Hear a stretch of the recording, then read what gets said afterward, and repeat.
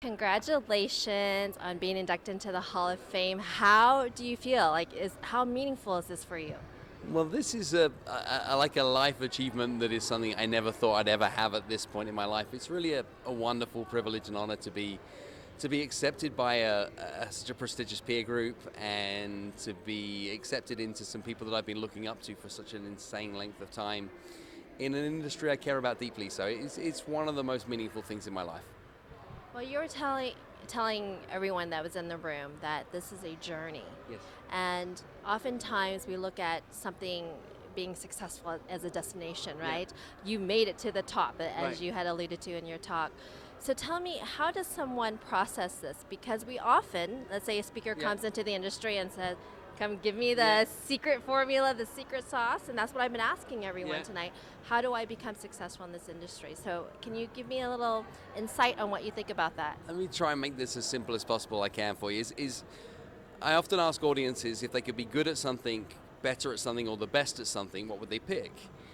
And nearly almost always the whole audience says, I want to do my best, I want to do my best, I want to do my best. The irony is if you focus on best, you live a life in suppression. If you focus on better, then you make progress.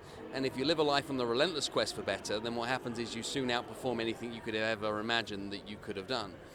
So focusing on better is something that is able to everybody. Doesn't matter where you are on that journey right now, you can wake up tomorrow and do more than you did today, you can learn from the people around you and achieve more. And people look to awards like this and they say things like, wow, that's amazing. And what they should be saying is things like how. How did you go about doing that? How could you do more because of that?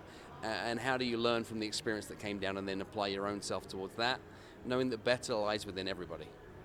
So as you were coming and learning the trade, was better always the thought process? Or because a lot of us that get into Yeah. this industry, right, we have our self-doubts, we have that negative Yeah. self-talk, we're comparing ourselves to everybody else. Did you have that moment? I think you look at things sometimes and you think maybe someday or one day or like perhaps, right? You can put a dream out there and be like, I hope to at some point one day when I'm old and grey maybe be able to get to the point of these brilliant individuals.